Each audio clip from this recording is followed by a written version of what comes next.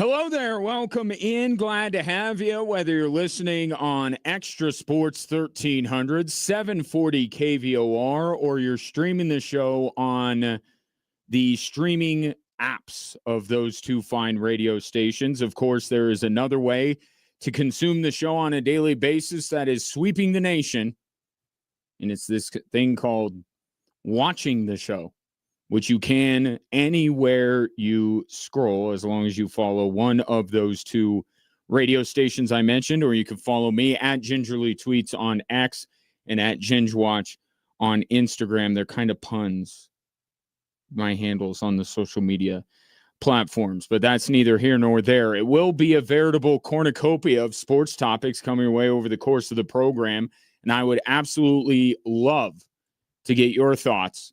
You could call or text into the show at 719-247-1313. Or if you are watching the show, you can simply drop a comment right on whatever social media platform you are watching the show on. Easy enough. All right, let us proceed. All we want to hear from LeBron James right now is where he's going to continue his career. That's it. That's all we want to know. Not saying that he doesn't have important things to say or he's interesting to listen to, but right now we are well beyond the bulk of free agency. Like we're kind of all waiting on him.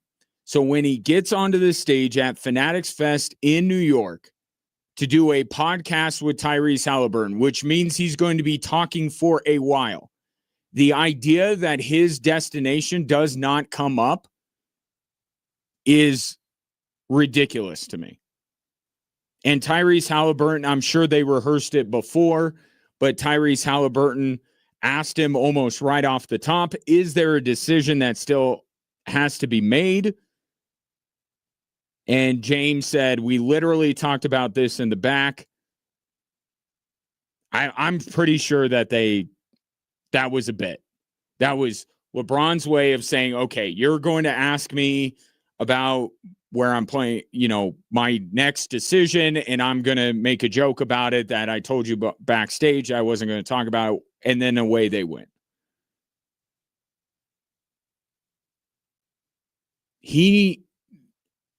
This is like Aaron Rodgers times 10. Right? Aaron Rodgers is somebody that loves the attention, as LeBron does, loves to drag things out, loves to make himself the center of attention. But the thing about Aaron Rodgers is we stopped caring about him in every NFL city besides Pittsburgh long ago. Right? So it does. In Pittsburgh, this guy has put them in a torture chamber for the last 2 or 3 years, and I feel bad for him. But in a general sense, across the country, we don't really care. Take as long as you need. And actually, too, I could say this for Aaron Rodgers, at least he's consistent. Like you just know, hey, Aaron Rodgers is going to take his time. We know this. He's just going to do it. So it's easier, I think, for football fans to be like, okay, I got to wait for this guy. I'm all right with that. I'll move on with my life. With LeBron James, there isn't that pattern. So everyone is just sitting there thinking this is going to be the day. This is going to be the day. And I'll be honest, I thought this was going to be it. Not only is he on the stage at Fanatics Fest, but he also is doing a guest spot on CNBC for some reason. And for us to not know where he's playing basketball, it's wasting people's time. But here's a big difference between LeBron and Aaron Rodgers as well. LeBron can do this. As I said, Aaron Rodgers has just put Pittsburgh through the ringer for the last couple of years. LeBron is putting about a half a dozen fan bases, in addition to the fact that LeBron James still is a big enough star in the league, and I would still say the face of the NBA, to where there are a lot of curious, objective observers who LeBron is not going to go to their team. So he can, if he chooses to, which he clearly has, stretch this out, drag it out as long as he can. He knows that there are 6 NBA cities, at the very least, that are waiting on his decision. Philadelphia, Minnesota, Denver, Cleveland, Miami, Golden State, which is famous for not actually being a city nor a state. But all of those fan bases have at least a little bit of hope that LeBron James is going to join their team. And for him to keep dragging this out, I know you can, should you?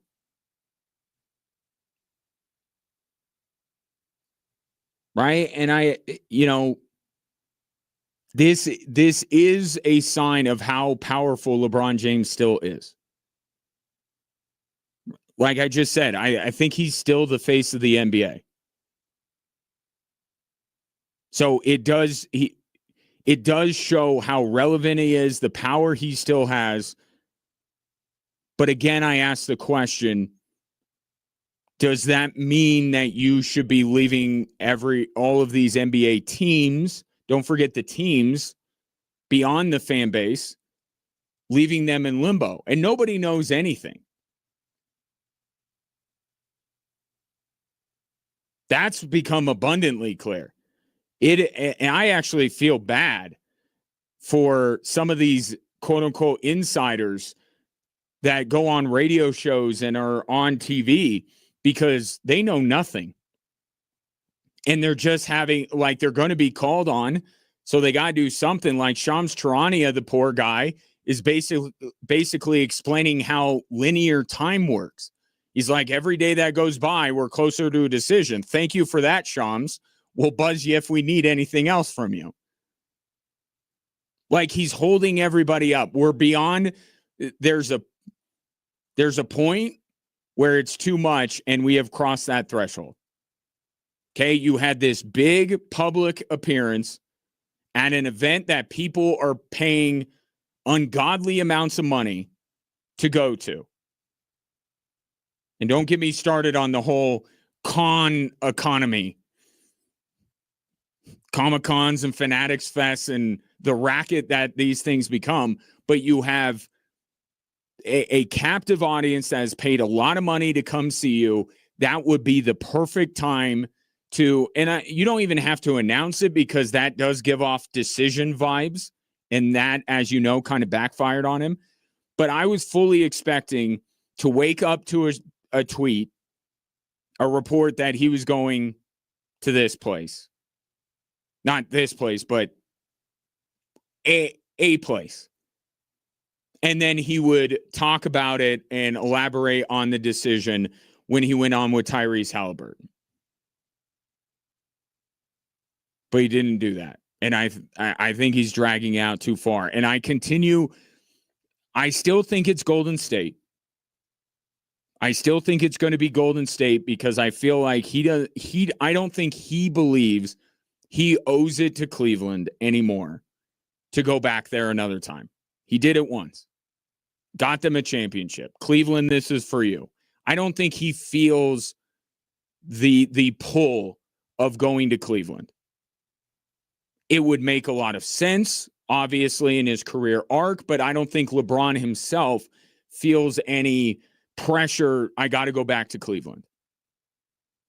And I think where he lives now in California, with his family there, with the lifestyle that he currently has, we could joke about the golf that he plays, but if you're a golfer, I'm a golfer, it's a part of your life. Right? It's a big part of your life. It's one of the top things you enjoy doing. So you want to make your decision on your career based on some of the niceties, some of the recreation that you can take part in. And then playing with Steph Curry and his buddy Draymond, I think, and being coached by someone in Steve Kerr that he knows very well. I just think all signs point to Golden State. However, I mentioned this the other day. If you're a Nuggets fan, you recognize that LeBron James would make the Denver Nuggets better. And therefore, you may hope that he comes to the Nuggets. But if he doesn't, I think you will move on. Same can be said in Miami with Giannis. They got a shiny new toy. Philly does with Jaylen Brown. Like all Golden State even. They have to be real with themselves. They're not winning anything this year, with or without LeBron James. So again, something they hope would happen, certainly. They'll live. They'll move on. I just can't believe that LeBron James would do this again to Cleveland. That's what I keep coming back to. He may not feel the pressure or the pull at the heartstrings to go back to Cleveland again. And I even say as a basketball fan, I don't need to see it. I'm good.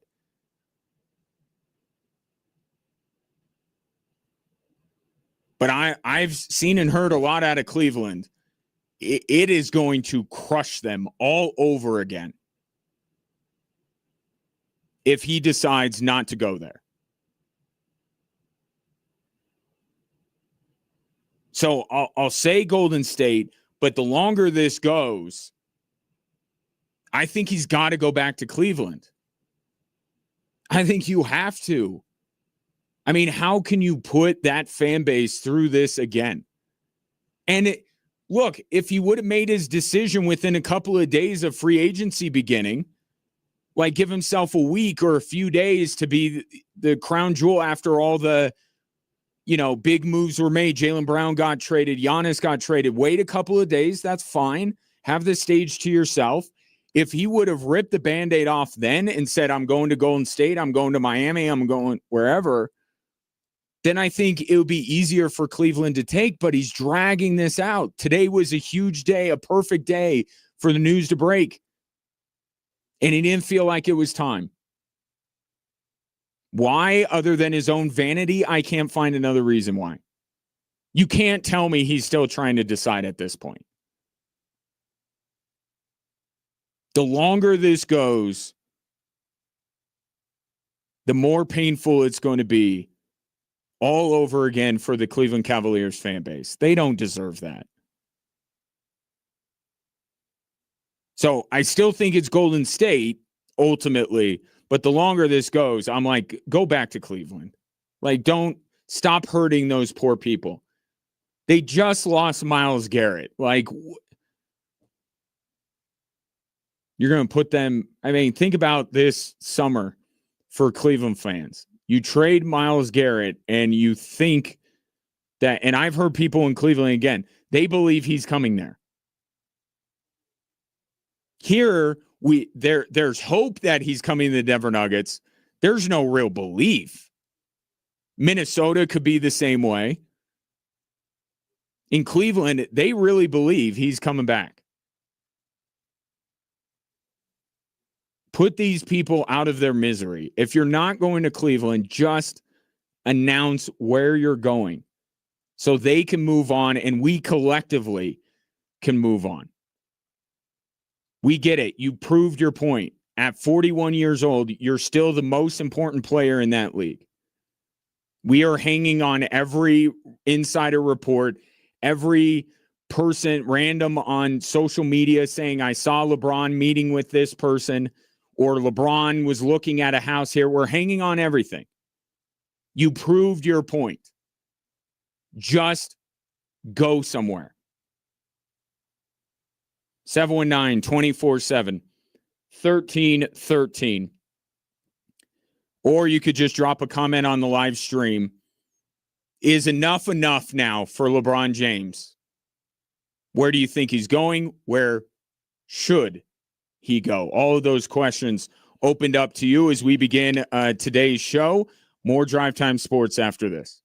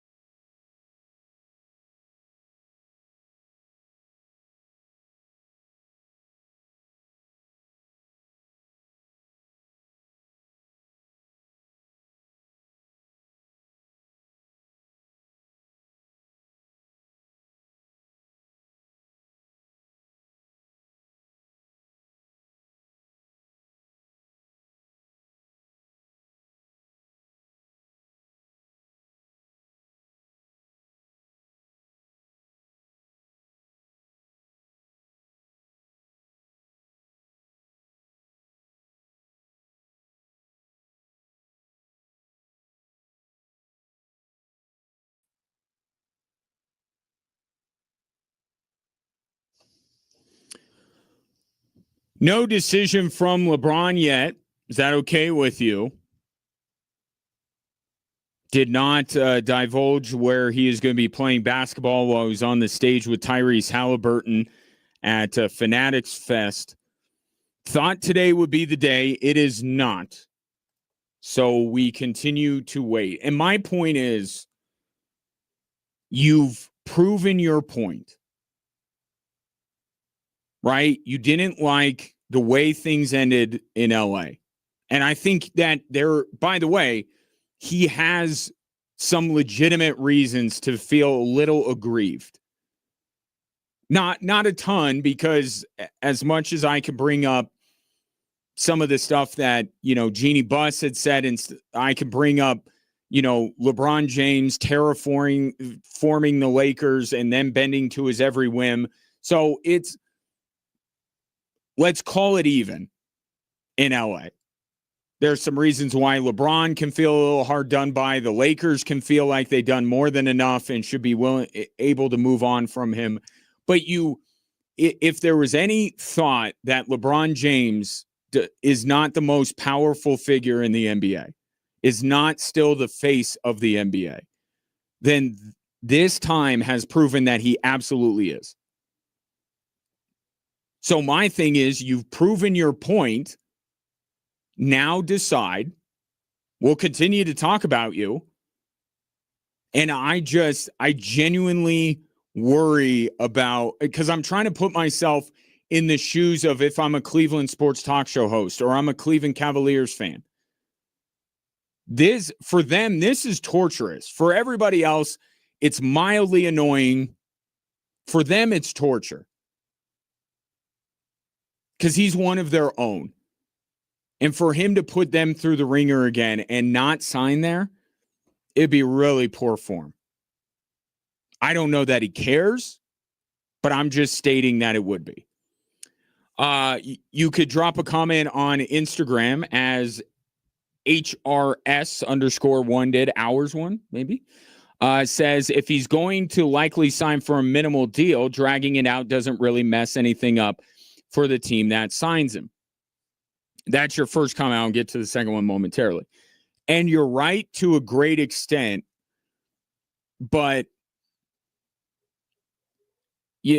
I don't think it's exactly right to say that there aren't any teams that are in a little bit of a holding pattern. Like, you don't think that LeBron's free agency has something to do with the length of time it's taken for Peyton Watson, for there to be a resolution with Peyton Watson? I'm not saying that Rich Paul's making the Nuggets sign Peyton Watson so they can get LeBron. I'm not saying that, but could you argue that if LeBron comes to the Denver Nuggets, then it's even more important for the Nuggets to bring back Peyton Watson? Because clearly that's an all-in move. I just think there are teams around the league that might conduct other business and are waiting for LeBron. Like Miami Heat. Miami Heat they have like half a roster. So, yes, it's not preventing anybody from making any big moves.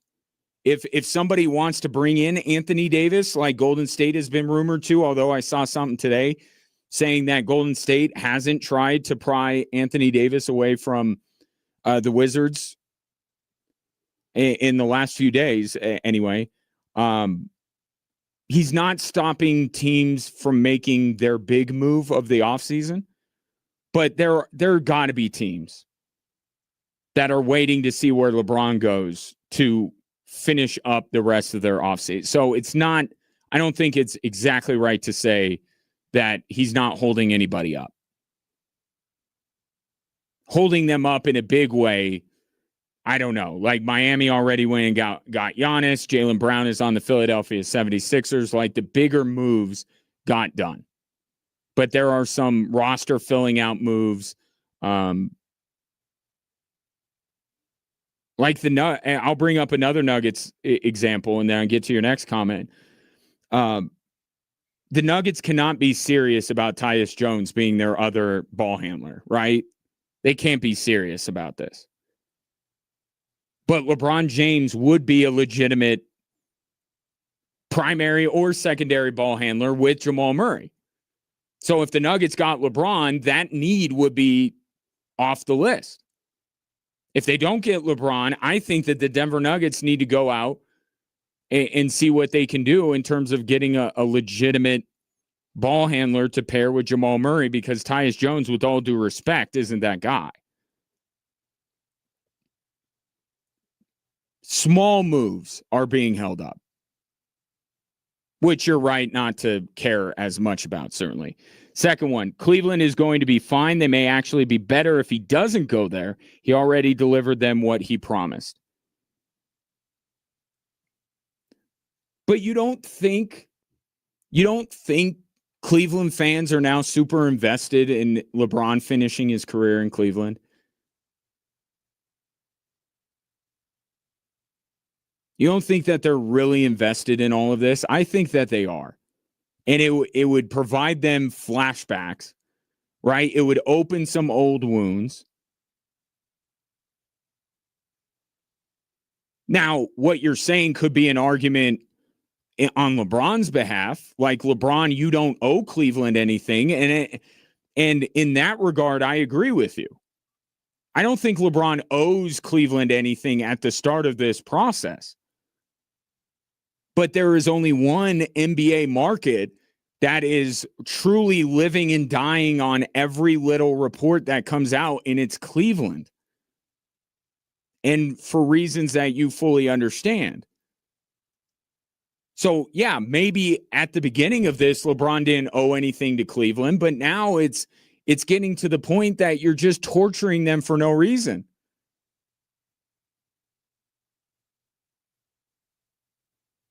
And by the way, I don't think Cleveland is better off without LeBron. Cleveland's not winning. They're probably not winning a title either way. Which I've said, there are only 3 teams that LeBron can go to that you can have realistic expectations that they can win a title. It's Philly, it's Minnesota, and it's Denver. Anywhere else than that, they're not winning a title. I promise.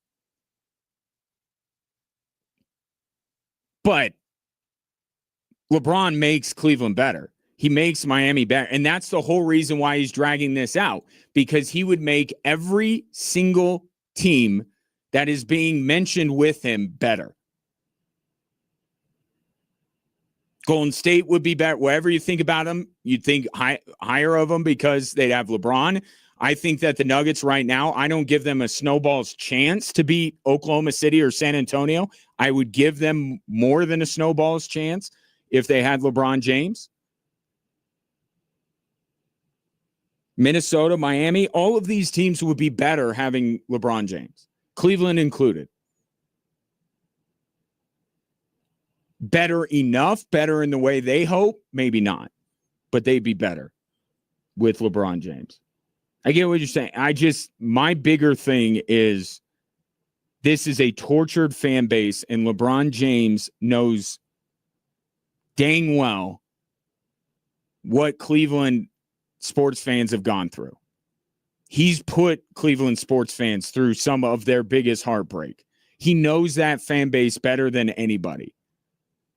The longer this goes, you just feel like it's cruel and unusual.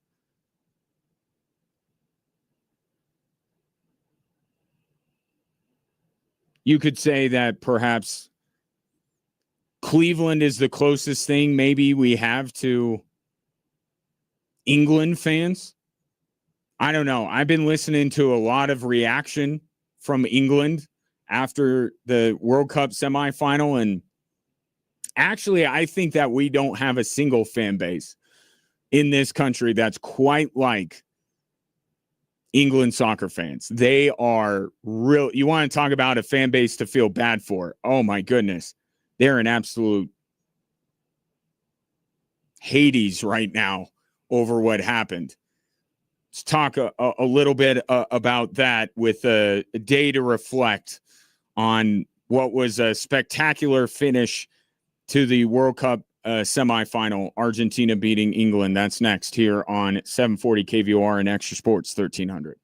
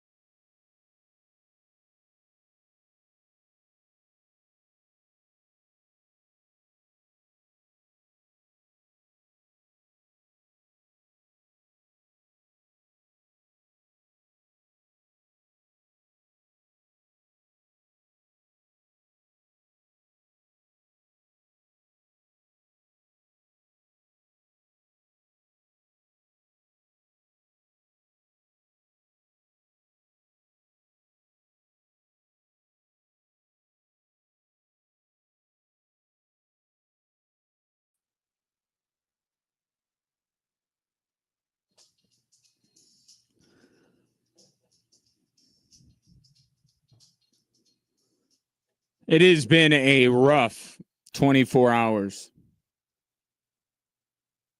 in England after what happened yesterday in the World Cup semifinal. Just, if you get a chance, pull up one clip on Instagram, find one website, pull up one video on YouTube, and just see the crash out that is collectively happening. And I'm not rejoicing in it. I'm just saying it's a spectacle. It is really goals. You know, we crash out over some things that happen in sports. Nothing compared to when England crashes out of a World Cup. It's that morbid curiosity. It's the car crash on the side of the road. Like, I don't take any pleasure at all in England losing whatsoever. In fact, if I was rooting to be right, I would be very depressed right now because I thought England was going to win. But it's crazy. And everybody is getting blamed. Apparently, England doesn't feel like their coach is to blame, as he will be returning. And I think, when I got home last night, I watched it again, especially intently watching the second half. Because I'm like, my initial reaction was,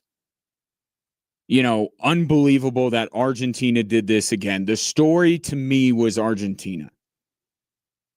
And we do this all the time. Did Team A lose it or did Team B win it? And I always tell you that the truth is somewhere in the middle. Yes, England, if they would have played a perfect game after taking the 1-0 lead, they would have won. So there is some fault on them. There is some aspect of yesterday's match that falls on England. The blame goes to England rather than the credit for Argentina. But I think what you do is you just overall, did England lose it or Argentina win it? And I'm looking at I'm looking at that match. I watched it twice. I go back to the three previous matches and I say, this is just who Argentina is. They do this to everyone. And when you have a pattern, and yes, there's a historical pattern of England crashing out late in these tournaments, but there's like this World Cup, multiple examples of how this Argentina team will find a way,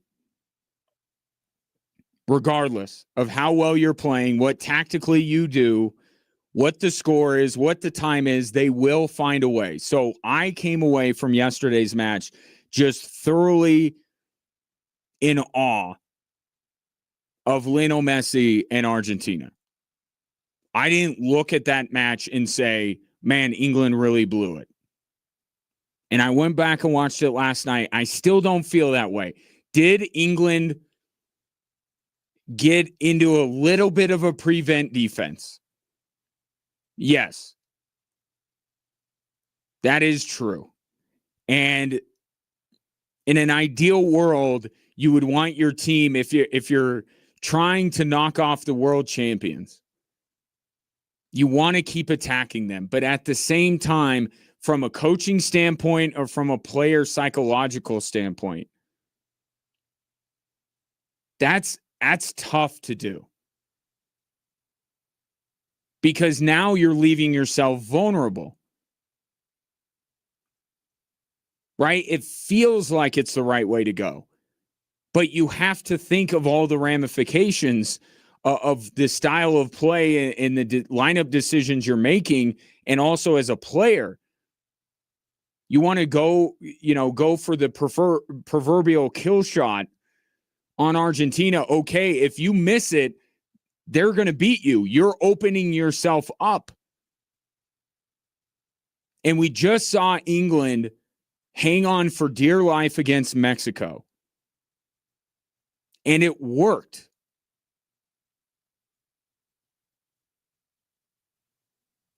I can't put too much blame on the way England played the end of that match. It was just the brilliance of Argentina. I still feel that way the day after.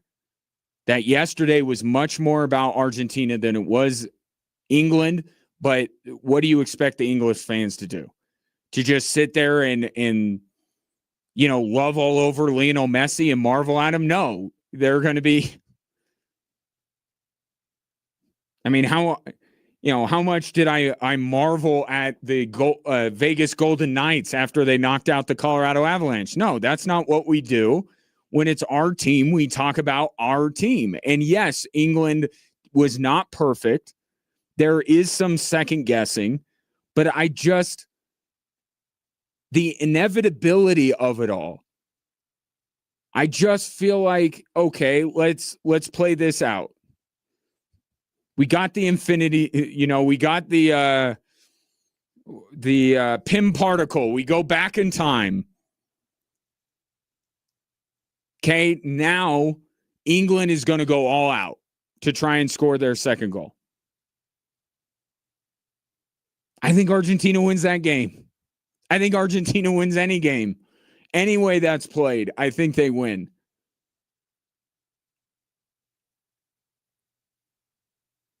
But it's just the magic of the best teams in the world. And you see this across every sport. And we had a comment in yesterday that I thought was spot on, comparing Argentina to, Mahomes and the Kansas City Chiefs. When they were at the height of their powers, there was just this inevitability that if you gave the ball to Mahomes, you were going to lose. It doesn't matter what you did. It doesn't matter how you're going to line up defensively or what your game plan is. You are going to lose. And I have that feeling about Argentina. I guess maybe there's something to be said for, look, if England going down swinging, attacking, trying to get that second goal. And I said, I was texting with some people and I said they better get a second one. They better get a second one. But there are potential pitfalls if you're selling out and focusing on trying to score the second goal. They were moments away from finishing the job. I don't think it was one of the epic collapses of our time. I think yesterday was very much about Argentina.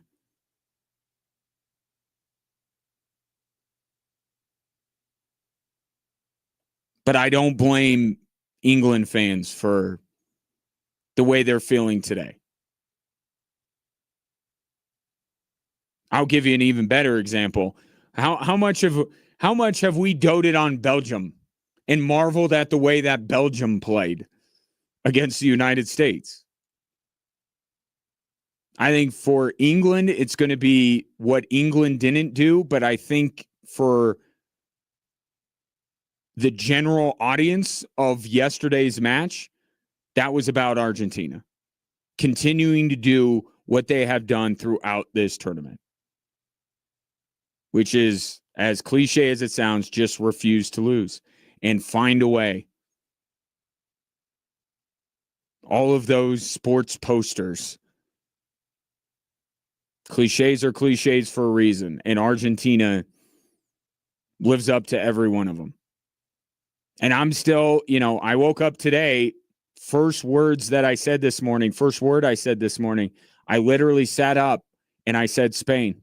I still think Spain's going to beat them, but I am so ready to be wrong. And I am so ready for Argentina to rip out the heart of Spain the way they did it against England, against Switzerland, against Egypt, against Cabo Verde. I'm ready for it, but I'm sticking with it because the analytical part of my brain says Spain can do it. We'll find out Sunday afternoon. By the way, if you're looking for a place to watch Sunday's final amongst like-minded individuals. I can't speak to who's rooting for who, but just people that want to be in a big-time environment for the World Cup final. They're having a watch party at Widener Field, home of the Switchbacks, on Sunday afternoon. So if you're looking for a place to go unsolicited, be a pretty good spot. If you want to, be a part of it. The best, and sports are always better experienced with a group of people. Like-minded individuals, probably better than ones who aren't like-minded. But I think one of the best moments that I've had watching this World Cup is when a couple weeks ago when I was stuck in the Atlanta airport because my flight kept getting delayed and delayed and delayed. And I'm sitting there at my gate in the Atlanta airport watching Morocco win on penalties and watching it with a bunch of people, some of them from Morocco, because again, I'm in Atlanta. I'm in the heart of one of the cities that the World Cup is happening in. There are World Cup travelers all over that airport. I mean, if you haven't gone to a local establishment or watched the World Cup with a group of people, you got one last chance. It's about the most fun I have had watching a sporting event in a long time. But Widener Field hosting on Sunday, if you're interested. I think the gates open at 12:30, 1 o'clock is the kickoff.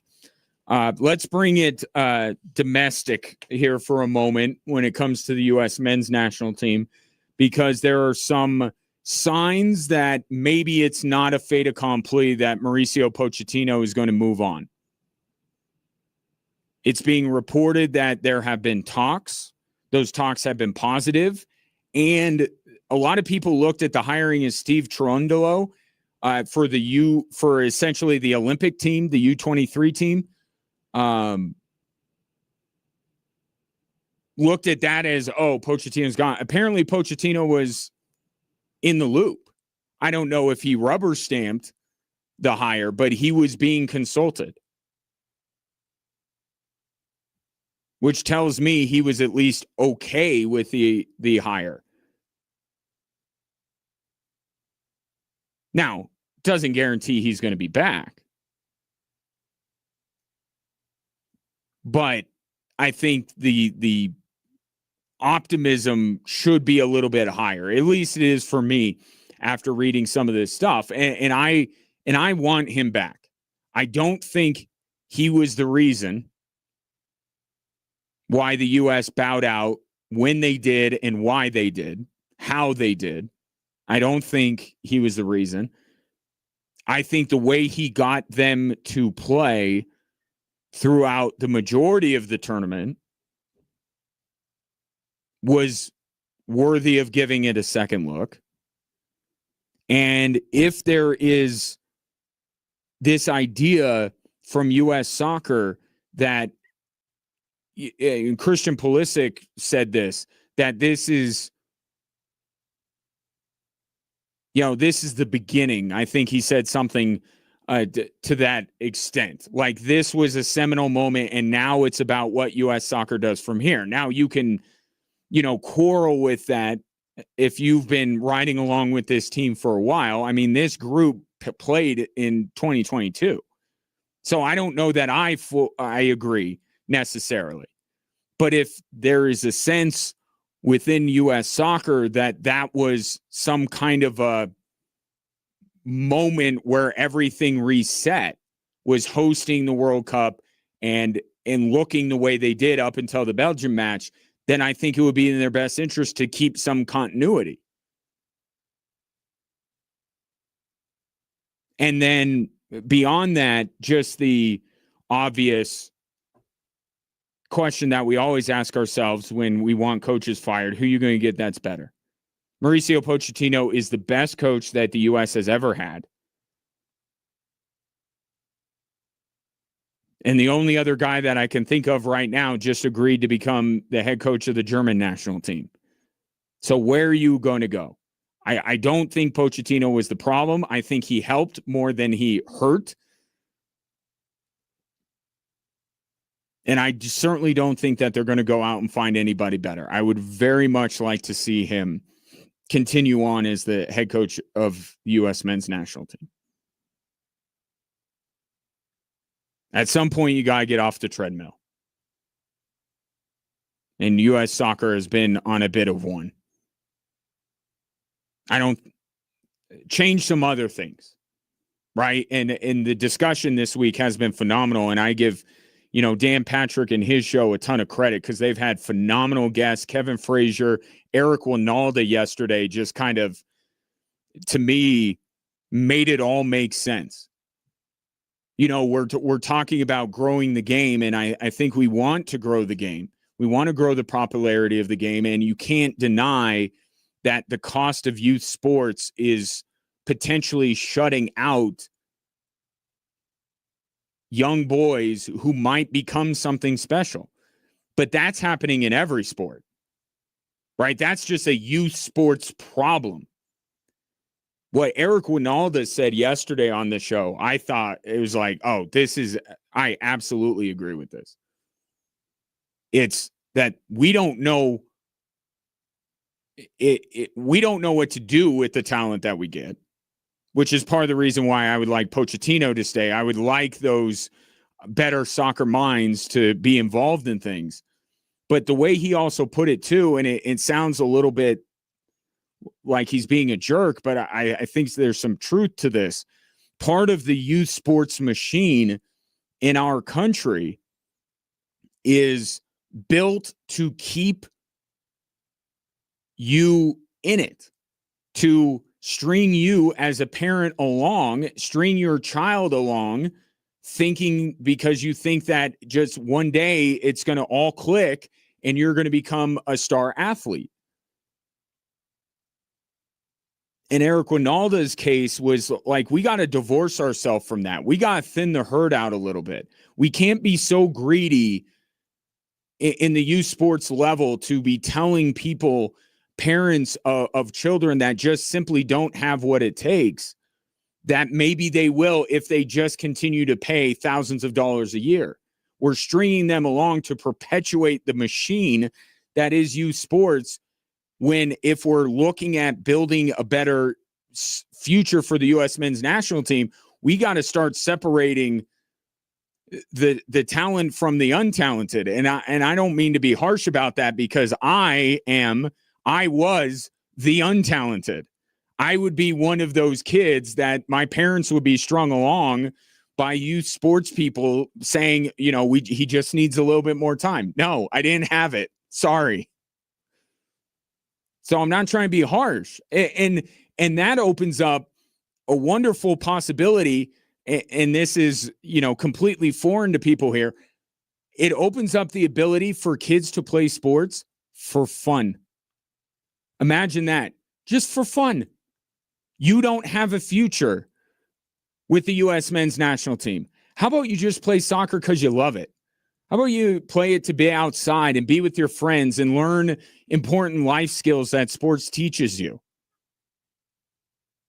I think Eric Winalda nailed it on the head. And then Stu Holden this morning was fantastic. Great conversation this week regarding where to go from here with U.S. soccer. Where to go from here on the show is to the Avs next.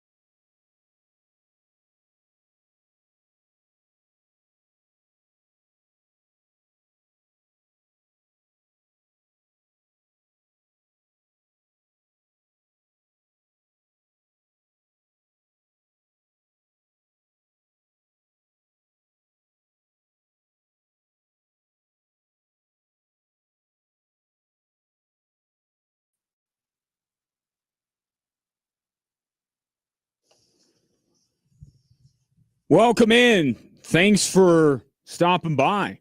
Whether you're listening to the show or whether you're watching, anywhere you scroll, and we mean it, anywhere, we are live on Facebook, YouTube, X, Instagram, and Twitch. One of the many places that you could simply drop a comment. This from WhatsApp123 on Twitch. Great beard. Thank you. This is my off-season look. This is my Castaway, Tom Cruise Castaway look.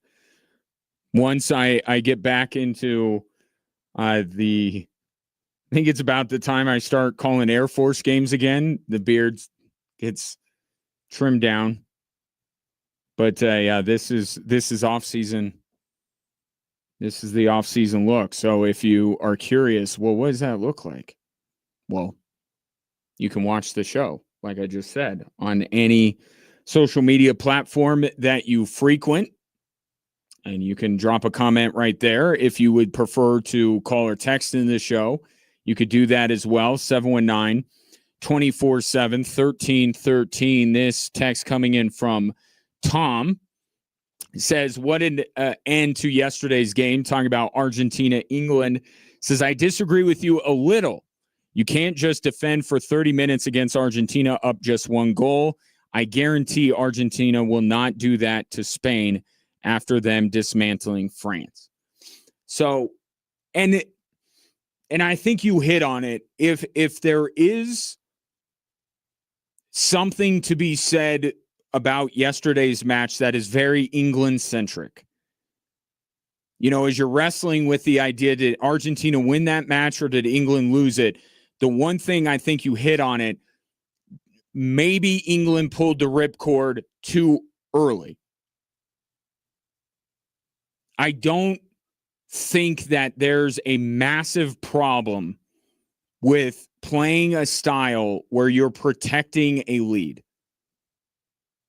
There's a fine line between, the Broncos do this all the time. They try to get a lead and then they rely on their defense. There's nothing wrong with that. Did Thomas Tuchel go too early to that? I think you may be onto something there, Tom. But I don't know that simply saying that they tried to defend rather than go for the kill. I think that it's as problematic to try and go for the kill against Argentina. You get one, and then you got to defend. So, but I think far more it's about Argentina. I think it's far more about what they do and the magic that Lionel Messi and that team weaves at the end of these games. That was the story yesterday. And I also agree with your assessment. Spain's not going to play it that way. And if they were going to play it that way, they probably weren't going to play it that way after seeing what happened to England. But Spain's just not built that way. Spain, and that's also part of it. What is in your DNA? What's your style? With Spain, it's defense first, but it's also the nonstop ball movement, making you chase them. So it's Spain won't play Argentina the same way because they don't play anybody the same way. They're built different. Their identity, their style of play is much different than England's. So it's not going to look the same if Spain gets the early lead. I'm with you on that, Tom. And I kind of think that I would have more trust, and I had trust in England, but I would have far more trust in Spain to get a lead and protect it against a team like Argentina. But again, I am fully prepared to be wrong because of how Argentina has just continued to find a way and has a team of destiny cosmic forces behind them. It's just, you can't shake that feeling with Argentina. But from a soccer standpoint, from an X's and O's standpoint, I'm like, I think Spain can beat them. Find out on Sunday. I'm looking forward to it. I am. Be good. This World Cup's been phenomenal. I've said it before, but it's been really good. Let's shift over to another sport that I love dearly, and that is hockey. So yesterday we found out that the Avs are going to start the season at home on September 30th, 84-game schedule now. One of the main points of this 84-game schedule is now the division slate is balanced.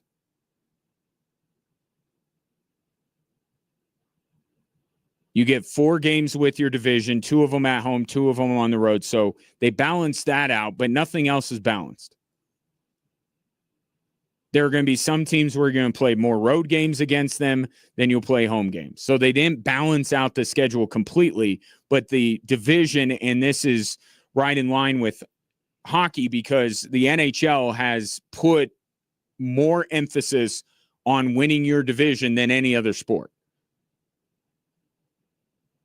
Right? The way they seed the playoffs puts a ton of importance on winning your division, as the Avalanche did last year. So you have to have a balanced schedule. If you're going to put that much into winning your division, you got to make sure that everybody gets an equal crack at it to try and win. So that's one of the features of this new 84-game schedule. But September 30th at Ball Arena against the Kings is when they open, and I had it wrong yesterday. I thought that they alternated between Chicago and LA. No, it was just the one time they didn't play LA for a season opener their last few years. They played Chicago. It's been LA 3 of the last 4 years. Stop trying to make LA and Colorado a thing in hockey. Basketball, it's a thing. Don't know if it is in hockey. So there's that. Some of the other highlights that I noticed. Pretty early, they will see the Dallas Stars. They'll do a home and home with Dallas October 13th and 14th. They play Minnesota on Black Friday, which is significant for 2 reasons. 1, because it's Minnesota, divisional game. But 2, the Broncos play at 1 o'clock. So there's only 1 game on Black Friday in the NFL, and it just so happens to be the Broncos, and it will directly conflict with the Avs game against Minnesota. Some of the other highlights, December 12th is maybe Alexander Ovechkin's last visit to Denver. December 18th is when the Avalanche hosts the defending Stanley Cup champions. December 31st, they're playing the Winter Classic in Salt Lake City. February 22nd will be the first time they play Vegas. Seems weird to me. But you got to wait a while. February 27th, they will host the Panthers. You know the story of them adding another Kachuk to the mix. And they are healthy now. So they're going to be right back on track to continue become the dynasty. I don't know, back-to-back makes you a dynasty. 3 out of 4 makes you a dynasty. That's what the Panthers are going for this year. So those are some of the games that I circled. Other tidbits, 10 back-to-backs. You don't need to worry about that if you're an Avs fan because the Avs crush back-to-backs. Their win percentage is 70% over the last few years, and 5 of their last 7 are on the road. So if they got to make up some ground late in the season, might be difficult. Now, that leads me into something I saw in The Athletic today. They ranked all the teams in the NHL in terms of their improvement, but based on net rating, right? Plus, minus. Who's improved themselves the most? Who's improved themselves the least? The Avs are one of the 4 least improved teams in the league. And by net rating, they have gotten worse. They are put this over here. They are fourth least improved, 29th in the league. Not great. But, and we talked about this yesterday. Like, I don't think that this team is going to be winning the President's Trophy again. I don't think they're going to be better than they were last year in the regular season. And part of that is because of the moves that they've made. Based on the year Valeri Nichushkin had last year, I still believe that Jaden Schwartz will be an adequate. I know it's not apples to apples because Jaden Schwartz projects as a third liner, whereas Nichushkin was a top 6 player, and maybe that's where they've taken the hit. But I think in terms of production, I think Jaden Schwartz can be pretty good if he stays healthy for the Colorado Avalanche. But the depth with making the moves to get rid of Jack Drury, I almost call him Chris, Jack Drury, there are some unproven guys that they got from Nashville that we don't know how good they're going to be. So you look on paper and you say, yeah, the Avs aren't better than they were a year ago, and I don't expect them to win the President's Trophy again. But, and it's not a problem I have with the Athletic. I think that they based it on this metric, and by this metric, the Avs are where they are. It's pretty objective. It's numbers. It's right there in black and white.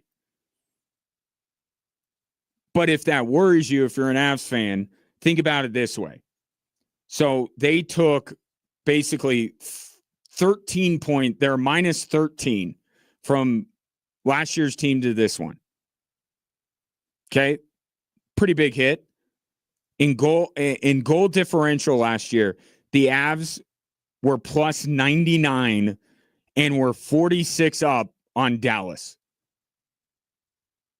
Now, it's not the be-all, end-all, but it just, the Avs last year, and we found this out, the biggest threat to Colorado in the NHL was not in the Central Division as we were fearing through much of the season, or at least we didn't get to see if the Central was. We didn't get to see that matchup with Dallas, but they, Minnesota beat Dallas. I'm not invoking the transitive property here, but I'm just saying Minnesota was a pretty good team and the Avs had no problem with them. So it turned out that their issue was in the pillow fight division, was not in their own. So my point is, even though the Avs, you would have to say, are not as good as the team that they put out there at the end of the season, you have to acknowledge that there was quite the gap between the Avs and everybody else in that division. And it wasn't ever that Dallas was more talented than Colorado. It was just that matchup, that history that made Avs fans worried about Dallas. Colorado on paper is a better team than Dallas. They still are. And Dallas, by the way, hasn't even figured out Jason Robertson yet. So who knows what Dallas is going to look like next year. So, yes, the Avs are not as good as they were a year before, but they have quite a ways to go before you say, all right, Dallas or Minnesota, it might be their time in the Central Division. To my point, looking at the Athletic, the teams that are most improved are not going to surprise you because they're the teams that had cap space, because they are up and coming or they are rebuilding. They are not among, like, Minnesota was 18th, Dallas 20th, Edmonton 25th, Vegas 27th, Colorado 29th. Those are the teams that are in a situation where they really only lose players because of the hard salary cap. The teams that are most improved, Nashville, number 1. Good job, Chris McFarland. Winnipeg, number 7. And Utah, 10th. But those were always going to be the teams that had the chance to improve the most. They had money. And they're not at the top of the league. Utah is going to be interesting. I really like what Utah did. I think they have a chance to upset the apple cart a little bit in the Central. Not win the division, but maybe get into that 2-3 matchup. I really like what Utah added. Winnipeg, are they even going to have Connor Hellebuck for the entirety of this year? And then Nashville is light years behind everybody else. So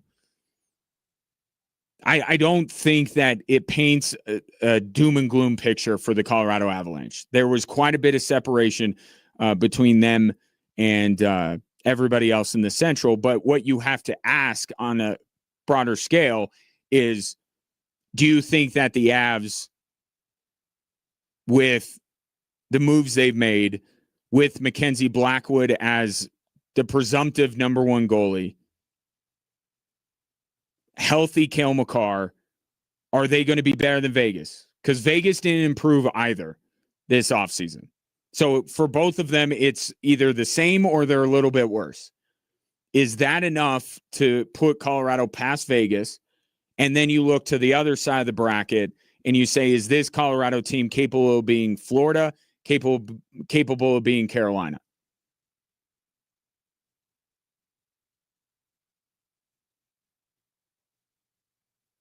I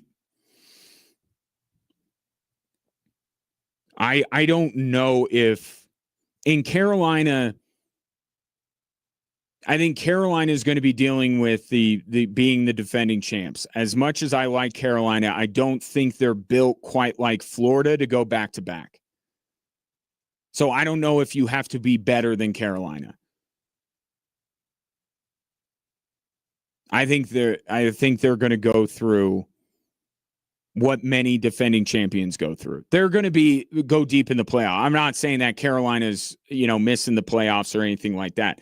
I think the only reason why another team got out of the East, I truly believe this, is because Alexander Barkov was hurt and Florida just said, forget it. I think there's just a collective, forget it. We're not going to win if we don't have Alexander Barkov, so just forget the whole season. I think they phoned it in last year. And with Barkov back, adding the other Tkachuk brother, I kind of think Florida's going to have a chance to win 3 and 4.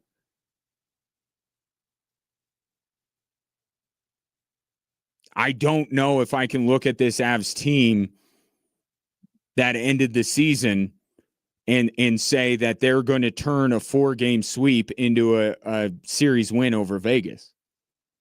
I think if I were looking at it right now, I'd kind of be looking at Vegas and Florida. But I'll tell you the variable that will tell a lot about Vegas. How's Carter Hart going to play?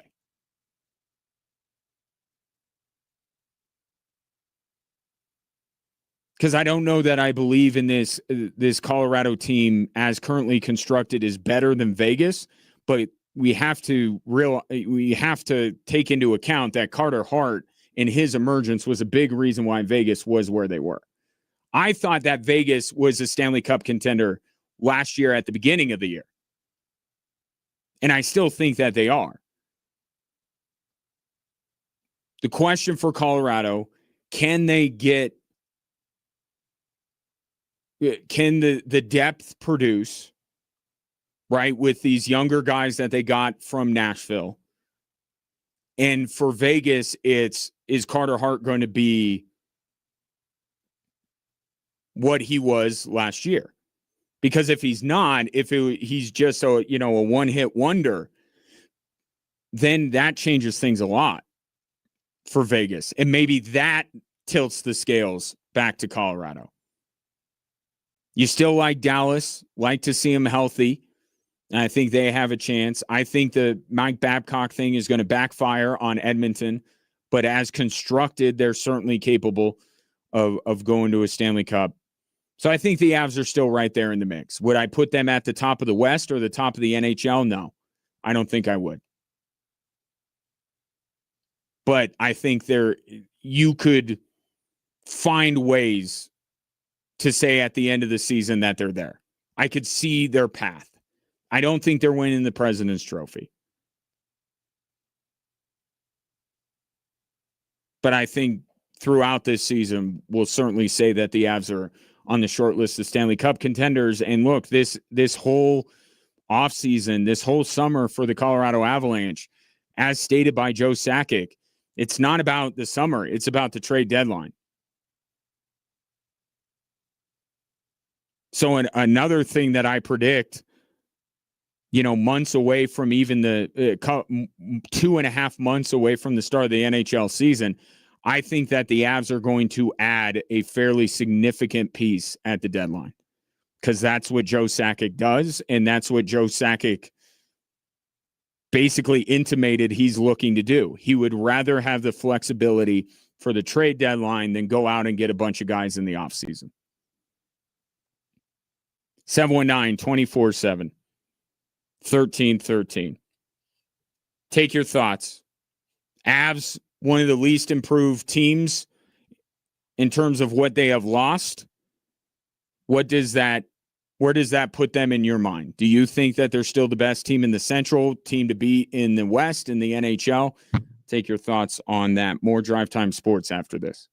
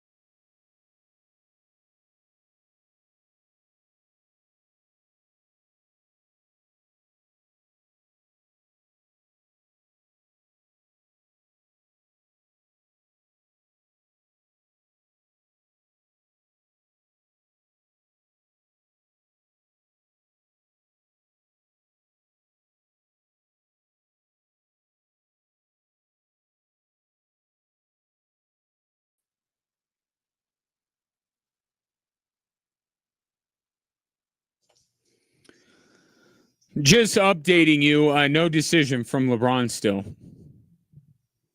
Apparently, he said something on the podcast with Tyrese Halliburton that the clues have been there for his next team. I don't know. Everybody just makes up stuff on the internet. But if that's true, like, I need some Swifties to give me some pointers on how to sift through. I'm not great at Easter eggs.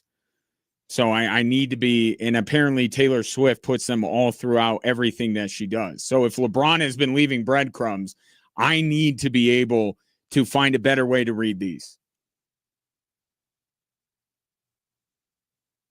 Or I'll spend my time doing something else, maybe more productive.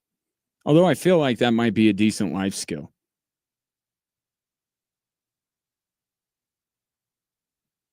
No decision. No decision. The decision, more like the indecision. Am I right? Let's get back to another topic. I was talking about how the discourse on the Dan Patrick show this week has been phenomenal when it comes to the wake of the U.S. men's national team's collapse and where we go from here. And it's been Stu Holden and it's Eric Winalda and it's Kevin Frazier in reaction to Alexi Lawless, who I think for Alexi Lawless, he's a provocateur. He just wants to provoke people. And there is a growing segment of the sports media and all media population that just does that. And I think he just does. And so I don't take what he says as seriously as others. But clearly he triggered Kevin Frazier. And then I thought Eric Winalda was fantastic, kind of looking at it a different way. Do we truly need to grow the game? For the purposes of the U.S. men's national team, do we need to grow the game? Is it just that? Or do we need to be able to thin out the herd a little bit earlier and say, okay, these are our promising players. Let's put them on a different pathway. And let's be real, the people who are coaching at the youth levels, be real about this and stop trying to just get every dime you can out of parents that are hoping that their kids are the next big thing, and just be real with them and say that sports for them is a hobby. You don't have to be a jerk about it. But there's certainly plenty of us, myself included, that playing sports has got me nowhere. I've gotten no advantage in my life. I've been not fortunate to play at any level or anything like that. What sports was for me was, one, fostering a love of it. So I wanted to find some way to be involved with sports in my career. But it was fun. It was just fun hanging out with my friends and my younger son, I only have two, so I guess younger would be the proper way to put it. That's what he does. I mean, yes, when he's in the middle of competition, he gets a little heated and he truly wants to be the best at what he does. But his motivations for playing sports is just to be social, just to have something to do, to be with his friends, to be able to compete a little bit. And the vast majority of kids in this country, that's what they should be in sports for. And if they're not willing to, and their parents aren't willing to make that shift in their mind to say sports is a hobby for you, then it should be these youth coaches that are like, just being honest, be nice, be empathetic, but just say, we can identify, especially in soccer. Not saying players don't fall through the cracks, but man, these kids are being identified pretty young. But to string them along and force them to pay thousands and thousands of dollars for the hopes that they will one day be the next Flo Balogun, it's like, that's what's wrong. And I thought that's why Eric Winalda was so spot on with what he did. And let's be honest, too, there's no magic bullet. I mean, we're decades behind these other countries. We're decades. So tweaking one thing is not going to make all the difference. It's got to be everything. It's U.S. soccer. It's the youth ranks. It's, MLS. It's everything. Everything has to be tweaked perpetually for us to be able to hope to catch up. And I don't even know if we will by then. The fascinating thing is, how were we able to be such a powerhouse in the women's game? That should be one of the things. The men's side should take some cues from the women's side and try to figure some stuff out. You would think both under the U.S. soccer umbrella, there's a free-flowing knowledge back and forth. I just think this is oversimplistic, but I just think soccer caught on. Like, look, we're just getting around to, girls playing football, right? With the introduction of flag football, and that's growing.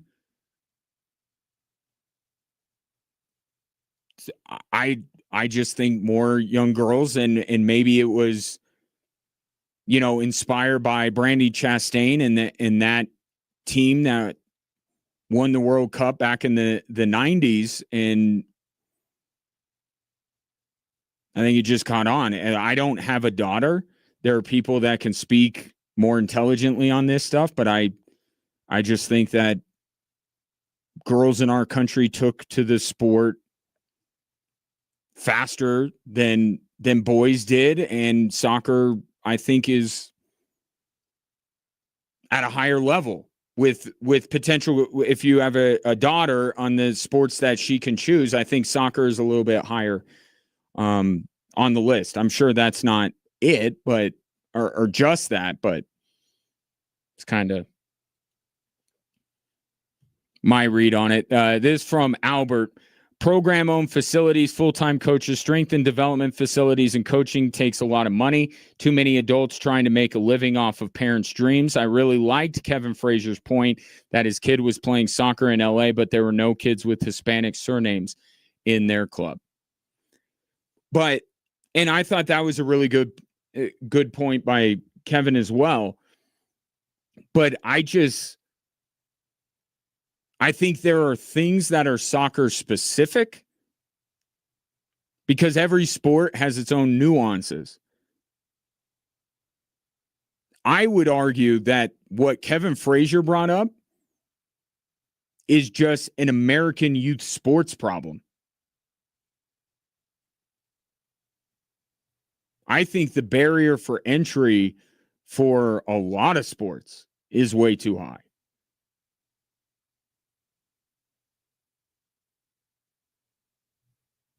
It applies to soccer, but I think it could be applied to a lot of different sports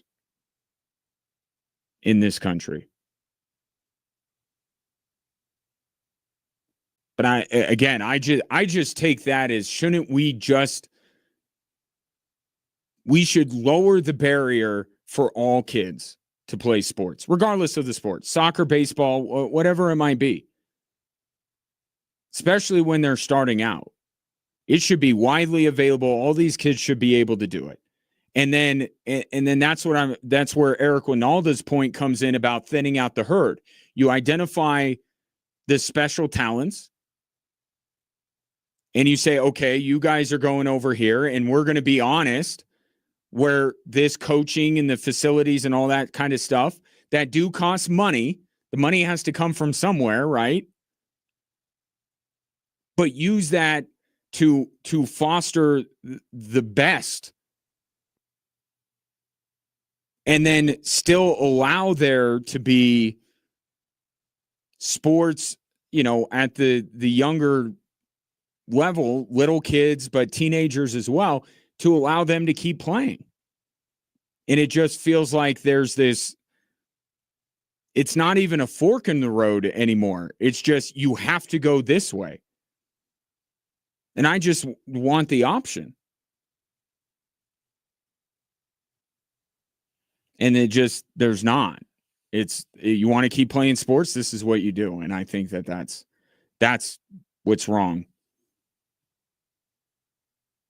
There should be leagues and entities where kids still get good coaching, right? Maybe not world-class coaching, but they get good coaching, people that care and are invested in them. But that's more for fun. And I think that's what's gotten lost in youth sports. It's become big business that we forgot that playing sports at that age is just supposed to be fun more than anything else. 719-24-7, 1313. I'll let you know if LeBron has made a decision next.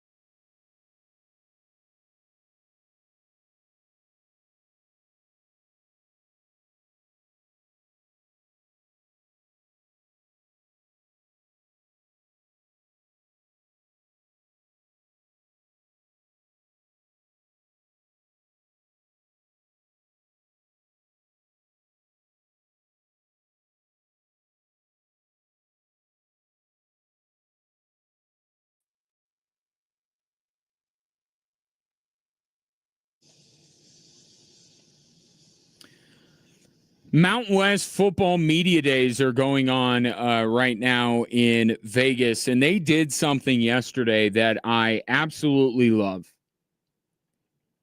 One thing that I've been saying needs to go away, and I've voted on these things before, so I speak from experience. Conference preseason polls in college athletics need to go away. It is the biggest waste of time that you can ever take part in. And I'm not saying that, it wouldn't be smart for, Brent Brigham or somebody that covers the Colorado Buffaloes or something to put out an article of where they think the team they cover is going to finish. I'm not saying that kind of conversation is a waste of time. But when you do a preseason poll and you either ask your coaches or you ask media members who cover these schools, there is a bit more authority behind it. And it shouldn't be taken as gospel in any case, but people take it seriously. And with how many transfers are coming in, like Air Force, you can, I think, kind of predict what Air Force is going to be. Their strengths, their weaknesses. They got a lot of continuity from one year to the next. Everybody else in the Mountain West, who knows? It's not even the same teams. Like, and I think this is the perfect year to do it because North Dakota State is stepping up. And I'm thinking, like, how do we know if they're going to translate? Like, I think they're going to be successful in the Mountain West. I don't think it's going to take them long because of how serious they are about football and how smart the people up there in Fargo are. But I don't know how their roster this year is going to translate. I think I said on a previous show when it was announced that North Dakota State was joining the Mountain West, I said, get them now. Get them now. Take advantage now because they're going to just keep getting better. But I think that I don't know how they're bunch of guys recruited to FCS. I mean, I don't think it's going to be a quantum leap for them, but it's a different level. And then you have transfers upon transfers at all of these other schools. Ooh, nobody knows. So why even do it? And the Mountain West got rid of it. So yet another, and I'm a fan of Gloria Nevarez. I think she is a terrific conference commissioner. I think this is just another home run for her. Get rid of these things. Now, they did put out the all-conference team, and I think that's fine, right? Because you're basing that a lot on what happened last year. Some of those players are still around. Maybe you want to put in somebody that transferred in because they're a highly touted transfer. But I think that you could, and I always felt this way when I voted for, men's and women's basketball in the Mountain West. Feel like I got a good idea on somebody who's, was a sophomore last year is going to be a junior or junior to a senior. Who made all conference last year. And if I think that they're able, I feel like I have a better grip on the players, but the teams, when I look at them, it's like half their roster is different. Now we could still talk about it, and we will as we get closer to the season, where Air Force is going to stack up in the Mountain West, where Colorado is going to stack up in the Big 12, where CSU is going to be in the Pac-12. Like, it's good, and it's a good conversation to have. It's fun, but do we need to get these people associated with the conference together to put this out? When we know, I think when it's just you and I talking, like, maybe we know a little bit more about it than the average fan, but at the same time, I think it's taken with, well, this is just my opinion. When the league, the conference officially puts this out, like they're handing it down from a mountaintop, this is how they are going to finish. I just think it opens them up for us to look back. In the last couple of years, I don't know if you've paid attention, Mount West has been all screwy. Like, it's becoming more and more of a futile effort. It's getting more and more to the point where let's watch Air Force against Duquesne, and let's watch everybody week 1, maybe even week 2, and then we'll use, instead of deciding where these teams are going to finish before the season starts, let's watch the non-conference, and then we got to push this back a little bit and see these teams on the field or on the court. I think the players is fine. I think that's, to be honest, easier than predicting the teams, because I know one coach in another sport, not local, just in case you're going to try and sleuth out who it is. But I just know somebody who voted in the coaches poll, and they're like, well, I just, basically look at the points that they scored last year, and I see how much of that's returning, and whoever has the highest point total returning, that's who I vote. And I'm not saying that that's a bad way of going about it, but that way is much more problematic with the transfer portal being as wide open as it is. It's not as tried and true of a method. So good on the Mount West for doing that. Air Force got a couple of all-conference nods. Owen Allen, their running back. No Liam Zarka when it comes to quarterbacking for Air Force. That went to Micah Alejandro of Hawaii. But I applaud the Mount West for doing that. We don't need it. It's fine. There'll be plenty of blogs and articles and sports talk show blowhards like me who will pontificate about where I think these teams are going to finish. There's plenty of engagement. And I think that's what Gloria Navarez even said. Like, she basically acknowledged, like, it's all fun. It's fun to talk about, but is it necessary? Is it practical when a team gets buried at the bottom and then they end up on top of the conference when all is said and done? It's like, makes you wonder if preseason polls are worth it. So, good job, Mount West. Also, we get very basketball, football, hockey centric when it comes to Air Force on this program, on these radio stations as well, for obvious reasons. We carry both basketball teams, football and hockey. But there have been some great programs at Air Force over the years, 2 of them baseball and wrestling. And both Coach Kaz and Sam Barber have accepted promotions within the Air Force athletic department, but will not be coaching. And for both of those teams, it's an end of an era.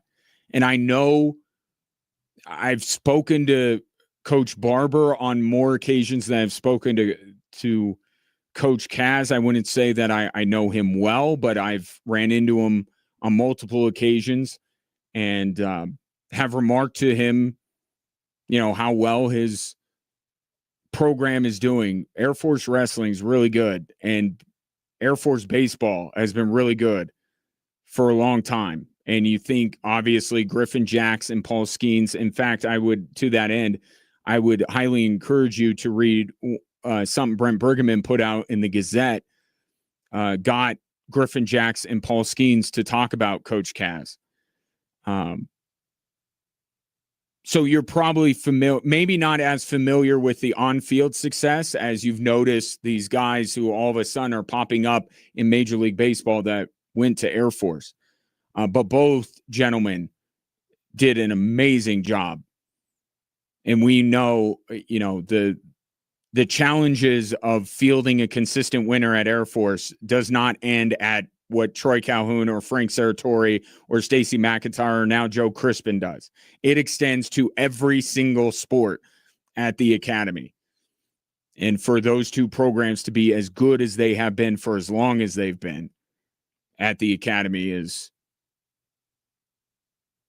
worth honoring and worth celebrating. And it will not be easy to replace either one of those gentlemen for those two respective programs. It does feel like, this happened after, Nate Pine not being the director of athletics anymore. It does feel like, I won't say for the programs, end of an era, but it feels like there's a lot new, a lot of transition. Joe Crispin obviously coming in to lead the men's basketball team. You have, baseball and wrestling looking for new coaches, new director of athletics.